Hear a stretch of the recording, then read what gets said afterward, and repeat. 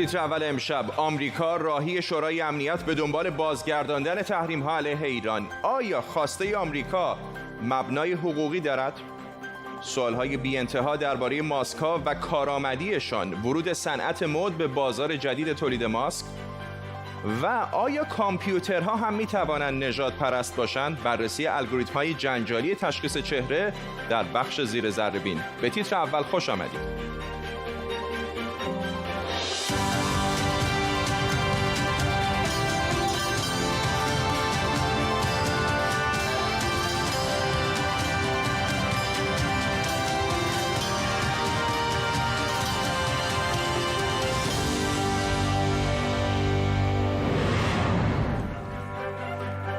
سلام بر شما. دقایقی پیش مایک پومپئو وزیر امور خارجه آمریکا گفت انتظار داره تحریم‌های شورای امنیت علیه ایران بازگردن. فردا آقای پومپئو به مقر سازمان ملل در نیویورک میره تا شخصاً شکایتی رو علیه ایران به این سازمان تقدیم کنه. پومپئو با این شکایت قصد داره سازوکار مکانیزم ماشه و بازگردوندن تحریم‌ها علیه ایران رو فعال کنه. در طول نیم ساعت آینده با تیمی از کارشناسان خبرنگاران این موضوع رو بررسی می‌کنیم، اما اول از همه بریم به واشنگتن دی سی. خبرنگارمون آرش علایی این خبر رو دنبال کرده. آرش، آقای پومپئو به دنبال چه هست؟ چقدر امید داره که توفیق داشته باشه؟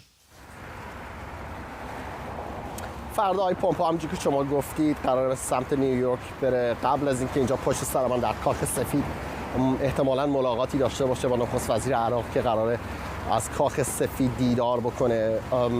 الان امریکا به نظر میاد که آخرین کارتش رو داره بازی میکنه در بازی تحریم‌های تسلیحاتی ایران. امریکا میدونیم که هفته گذشته یک قطعنامه‌ای رو برد به شورای امنیت سازمان ملل برای اینکه تحریم‌های تسلیحاتی ایران رو به طور نامحدود تمدید بکنه. اون شکست خورد اون طرح و الان امریکا برگشته به همون توافق اتمی که زمانی از اون خارج شده. به موجب آقای پومپئو این رو میگن که به موجب اینکه امضای آمریکا در پای اون توافق هست و گفته شده که هر کدوم از اعضا اگر شکایتی داشته باشن یا اگر ایران به اون تعهداتی که داشته عمل نکنه یا جامعه جهانی نتونه در واقع اینکه ایران داره به اون تعهدات عمل میکنه رو به صورت عملی بتونه چک کنه ببینه که انجام میدن یا نه، اون وقتی که هر کدوم از این کشورهایی که امضا کردن پای اون قطعنامه رو میتونن شکایت خودشون رو تسلیم کنن به سازمان ملل متحد، به شورای امنیت. از اونجا به بعد بین اعضا بحث در خواهد گرفت در موردی که چگونه باید رأی گیری کنن. ممنونم از تو آرش علایی، خبرنگار ما از روبروی کاخ سفید در پایتخت ایالات متحده واشنگتن دی سی. سوال میلیون دلاری الان اینه که آیا آمریکا میتونه با رفتن دوباره به شورای امنیت همه تحریم‌های ایران رو برگردونه؟ ایران و حامیان برجام میگن آمریکا از این توافق خارج شده و بنابراین نمیتونه از مکانیزم ماشه استفاده کنه. اما آمریکا میگه که درسته که توی برجام نیست، اما بر اساس قطعنامه 2231 شورای امنیت میتونه. قطعنامه 2231 شورای امنیت از دل برجام در اومده و امضای آمریکا هم زیرشه. سازوکار برگشت تحریم‌ها اینطوریه که اگر یکی از کشورهای عضو، مثلا آمریکا، برای نقض جدی تعهدات برجامی از ایران شکایت کنه، میتونه بعد از طی روندی همه تحریم‌های شورای امنیت رو برگردونه. شورای امنیت هم البته میتونه شکایت رو نپذیره که در اون صورت شکایت در همونجا متوقف میشه. اما اگر شورای امنیت تصمیم بگیره در مورد قطعنامه‌ای برای تداوم لغو تحریم‌ها رأی‌گیری کنه، این قطعنامه باید ظرف 30 روز به تصویب اعضا برسه. میبینید چطوریه؟ در واقع ساختار سوال معکوسه. نمیپرسه که آیا ایران رو تحریم کنیم، میپرسه که اعضای شورای امنیت آیا لغو تحریم‌های تسلیحاتی ایران ادامه پیدا کنه؟ و خب اینجا هر یک از اعضای شورای امنیت و طبیعتاً کشوری مثل آمریکا دست کم در تئوری میتونه وتو کنه و تحریم‌ها به طور اتوماتیک برگردن. بعضی حقوقدان‌ها البته میگن که در این بازه 30 روزه بر سر ماهوی بودن یا رویه‌ای بودن شکایت آمریکا اختلاف نظر به وجود میاد و در نهایت موضوع در میان اعضا به رأی گذاشته میشه. تفاوت هم در اینه که موضوعهایی که رویه‌ای باشن نمیشه اونها رو وتو کرد، اما موضوعهای ماهوی رو چرا. بنابراین آمریکا به عنوان امضا کننده قطعنامه 2231 و عضو دائم شورای امنیت هرچند دیگه در برجام نیست، ولی شاید همچنان بتونه مکانیزم ماشه رو فعال کنه. حسین آقایی، پژوهشگر روابط بین الملل از ازمیر ترکیه با ماست و همینطور مهمان دیگری داریم، منصور فرهنگ از استاد روابط بین الملل دانشگاه بنینگتون از نیویورک. با آقای شروع می‌کنم. آقای شما یا در اون کمپی هستید که معتقدند که ایالات متحده میتونه مکانیزم ماشه رو فعال کنه یا نه؟ من بله فکر میکنم که ایالات متحده میتونه در تئوری میتونه این کار رو بکنه، ولی در عمل ممکنه حالا فرآیندهایی به وجود بیاره که 100% ما نتونیم بگیم که حتما مکانیزم ماشه فعال خواهد شد. ولی استدلالی که من این هستش که خب از چیزی که اصلا واقعا وجود داره این هستش که بر اساس بند 10 قطعنامه 2231 همونطور که شما هم به اختصار اشاره کردید، در اون بند مشخصا اومده که کشورهای چین، روسیه، فرانسه، آلمان، آمریکا و حتی ایران به لحاظ حقوقی میتونن بعد از احراز تخطی چشمگیر برجام توسط هر یک از مشارکت کنندگان برجام بیان در واقع یک شکایتنامه‌ای رو به شورای امنیت ارائه بکنن و بخوان حالا اون فرایند ماشه یا اون مکانیزم حل اختلاف رو اجرایی بکنن. استدلال در تهران خب این هستش که درسته آمریکا دیگه عضو برجام نیستش، پس نمیتونه به لحاظ حقوقی اون سازوکار بازگشت قطعنامه‌های ششگانه شورای امنیت یا همون ماشه رو فعال بکنه. اما استدلال در واشنگتن، اون تیم ترامپ در کاخ سفید در واقع میگه که آمریکا درسته از برجام خارج شده، اما با استناد به بند 10 قطعنامه 2231 اسم این کشور یعنی آمریکا به طور مشخص به عنوان مشارکت کننده برجام یعنی JCPOA participant آورده شده و درسته آمریکا از یک سند سیاسی به نام برجام خارج شده و اون قطعنامه 2231 الزام آور هست و قطعنامه شورای امنیت هستش که 15 عضو داره، نه مثل برجام یک حالا سند سیاسی. و این استدلالی است که آمریکا سعی میکنه که با پشتوانه به اون بخوان که اون بحث خودشون رو جلو ببرن، هرچند اینم نادیده نگیریم قطعا این یک دعوای حقوقی رو در شورای امنیت به وجود خواهد بود بین بازیگران اصلی.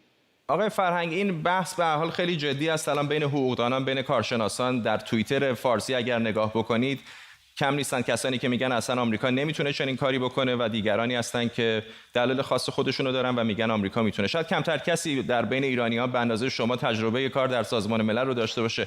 چقدر فکر میکنید که ایالات متحده چنین قدرت حقوقی رو داره که مکانیزم ماشه رو فعال کنه؟ موضع حقوقی آمریکا اینه که ایران تعهدات خودش به برجام رو نقض کرده و استدلال و سندیت این ادعای اونها آخرین گزارش آژانس بین‌المللی انرژی اتمیه که میگه ایران مقدار و غلظت اورانیوم غنی شده رو افزایش داده و اورانیوم غنی شده از 300 کیلوگرم به 1500 کیلوگرم رسیده و امکان این که ایران ادامه بده این نفی و نقض خودش رو نشون میده که باید سازوکار ماشه رو به کار انداخت. ولی واقعیت اینه که این بحث حقوقیه و به جایی نمیرسه، اما توی کوتاه مدت تبلیغات داره و راجبش بحث زیاد میشه. واقعیت امر اینه که تقابل بین ایران و آمریکا امنیتی، سیاسی و ایدئولوژیکه و صحنه اون هم خاورمیانه است. تا زمانی که ایران بلند پروازی های خودش رو در منطقه خاورمیانه ادامه میده، در عراق، در سوریه، در لبنان، در یمن، به چریک های نظامی شیعه‌ای که خودش تشکیل داده و به اونها پول میده کمک میکنه، تقابلش با آمریکا اجتناب ناپذیر. واقعیت امر اینه که حتی اگر گزینه برجام رد بشه که به احتمال زیاد خواهد شد، آمریکا میتونه تحریم های بین المللی که خودش درجه 2 بذاره، به این معنا که کمپانی های مختلف یا کشورهای مختلف اگر بخوان با ایران وارد معاملات تجاری و یا سرمایه گذاری در ایران بشن، از ادامه روابط تجاری اقتصادی با آمریکا محروم میشن.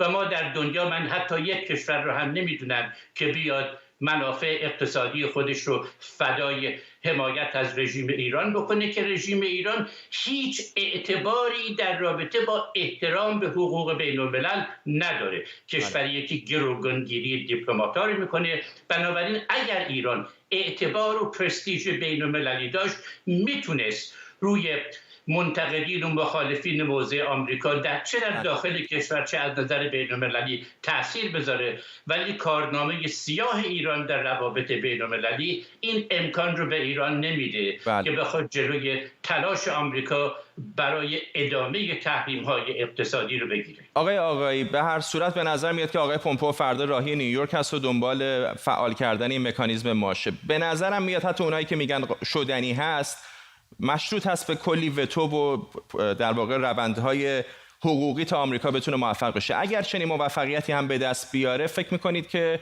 چقدر ممکنه ضرر بزنه به موقعیتی که آمریکا داره و موقعیت شورای امنیت در مقایسه با اینکه اگر یک اجماع بین‌المللی می‌داشت آمریکا؟ ببینید، من فکر کنم تیم ترامپ بلخص آقای پومپئو همه اینها رو میدونن، کما اینکه اون رأیی هم که نتیجه نداد در مورد قطعنامه پیشنهادی تحریم تسلیحاتی، تمام اینها رو ایالات متحده میدونه. ایالات متحده میدونه که به هر حال ممکنه که در اینجا در واقع این قمار رو که داره میکنه ممکنه نتیجه نده، ولی من فکر میکنم که با یک اطمینانی دارن در واقع پا به عرصه میذارن. چون یه نکته رو فراموش نکنیم، الان کارت آخری رو که تقریبا کارت بسیار مهمی است که داره آمریکا بازی میکنه و مسئله یک مقدار جنبه حیثیتی هست. یعنی اگر آمریکا نتونه به هر دلیلی، ما فرض کنیم 1% هم نتونست که مکانیزم ماشه رو فعال بکنه، این در واقع اعتبار آمریکا ضربه خواهد زد. و من نکته‌ای که میخوام خیلی اینجا در واقع روش تاکید داشته باشم این است: اگر این مسئله رخ بده، با توجه به اون اتفاقاتی که افتاده، ممکن است که در ماه اکتبر، زمانی که نزدیک میشیم به تمام شدن اون تحریم‌های تسلیحاتی، یک اقدام غیر منتظری رو آمریکا در منطقه انجام بده در برخورد با جمهوری اسلامی. به خاطر اینکه نباید آمریکا در واقع از نگاه خودش در واقع این حس رو بکنه که در واقع تسلیم جمهوری اسلامی شده. بنابراین تمام کار رو خواهد کرد که شاید آقای ترامپ یک برگ برندی رو داشته باشه که بخواد باهاش در انتخابات آمریکا یک شانس بهتری داشته باشه در آقای بایدن. حسین آقای پژوهشگر روابط بین‌المللی از ازمیر ترکیه و منصور فرهنگ، استاد روابط بین‌الملل در دانشگاه بنینگتون از نیویورک، ممنونم از هر دوی شما. در ارتباط با همین واکنش‌های ایالات متحده به ایران خبری فوری داریم. دقایقی پیش وزارت خزانه‌داری ایالات متحده آمریکا 2 شرکت اماراتی رو به دلیل کمک به خطوط هوایی ماهان در لیست سیاهش قرار داده. شرکت پارتیا کارگو و دلتا پارت سوپلای متهمند که در نقض تحریم‌ها به شرکت هوایی ماهان کمک کردن. این رو وزارت خزانه‌داری آمریکا دقایق پیش اعلام کرده. 2 شرکت اماراتی در ارتباط با همکاری با خطوط هوایی ماهان در لیست سیاه این وزارتخونه قرار گرفتند.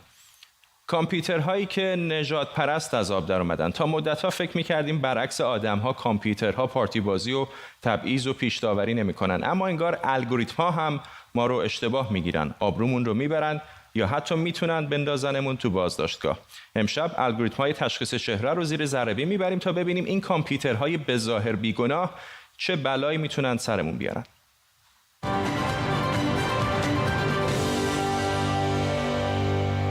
یه خوره کامپیوتر برنامه‌ای نوشته بود که بهش یه عکس چهره با کیفیت خیلی پایین میدادی و عکس با کیفیت بالا تحویل میگرفتی. مثل این. تا اینجای کار خب همه چی خوب به نظر میاد. اما اوباما رو بهش تحویل دادن و یه اوبامای سفید پوست تحویل گرفتن. این فقط در مورد چهره اوباما هم نبود. تقریباً هر چهره سیاهی بهش میدادی سفید یا حالا قهوه‌ای روشن تحویل میداد. همون موقع تحقیقات و مقاله‌های منتشر شد که چطور هوش مصنوعی میتونه نژاد پرست باشه.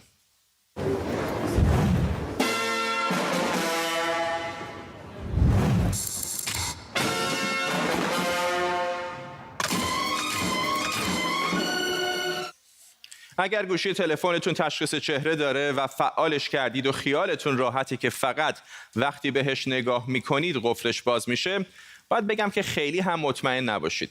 اینجا رو ببینید، 2 تا خواهرن، یکیشون 4 سال کوچکتر از اون یکی، با همین سیستم تشخیص چهره به راحتی میتونن گوشی همدیگر رو باز کنن.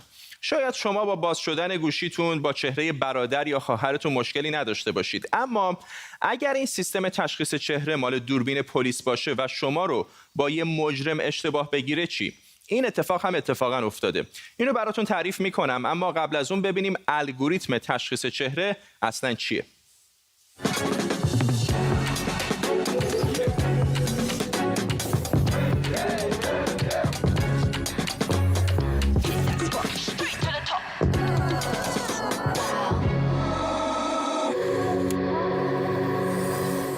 تکنولوژی تشخیص چهره یا FRT الگوریتم پیچیده‌ای داره. یه شاخه از هوش مصنوعیه. ساده‌اش اینه که این سیستم تا 80 تا ویژگی چهره رو بررسی میکنه. از چشم و بینی گرفته تا ویژگی‌هایی مثل پهنای چونه، فاصله چشم‌ها و حتی منحنی‌های صورت. بعد کامپیوتر یا ماشین این ویژگی‌ها رو به کدهای مشخصی تبدیل میکنه و شروع میکنه به مقایسه تا بتونه تشخیص بده که مثلا من فرداد فرحزادم. اما مقایسه با چی؟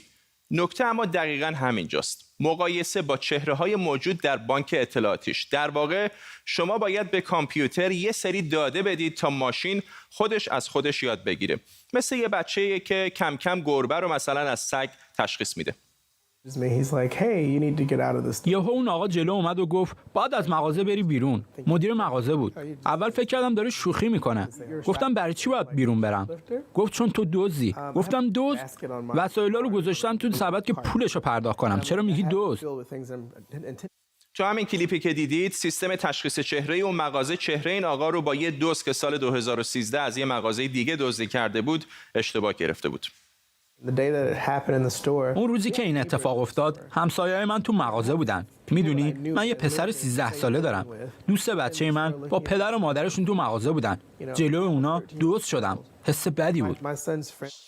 همین امسال هم پلیس دیترویت تو آمریکا مردی سیاه‌پوست رو به نام رابرت ویلیام با تشخیص اشتباه همین نوع سیستم به اتهام دزدی 30 ساعت بازداشت کرد. مطالعات نشون داده این تکنولوژی‌ها علیه سیاه‌پوستان تبعیض قائل میشن. اما چرا؟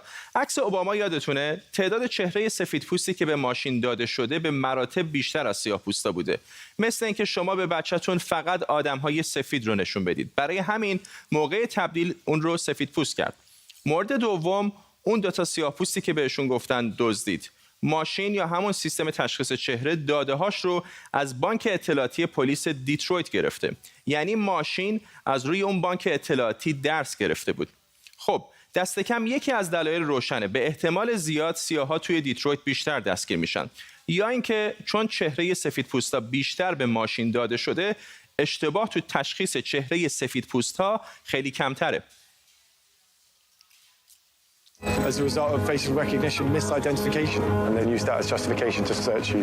This is an innocent child. این سیستم موافقان و مخالفان زیادی داره. مخالفان میگن الگوریتم کمپانی هایی که این تکنولوژی رو میفروشن پر از اشکاله. موافقا میگن که این سیستم ها جدیدن و رفته رفته اشکالاتشون برطرف میشه. مخالفا میگن مثل هر صنعت دیگه این صنعت هم باید قانونمند بشه و روش نظارت باشه.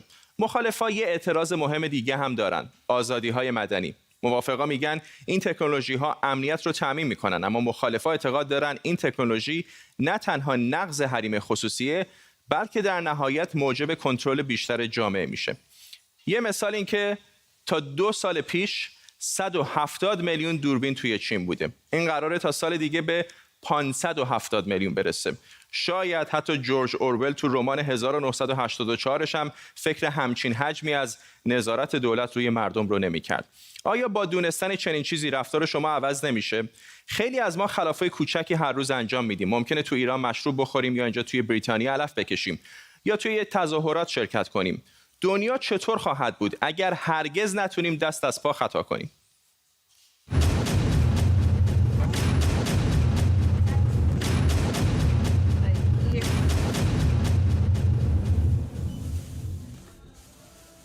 تکنولوژی‌های هوش مصنوعی هر لحظه در حال بهبود و بهتر شدنند و سیستم‌های تشخیص چهره هم از این قاعده مستثنا نیستند. تکنولوژی که شمشیری دولبه است که مهم چطوری، کجا و برای چی ازش استفاده بشه.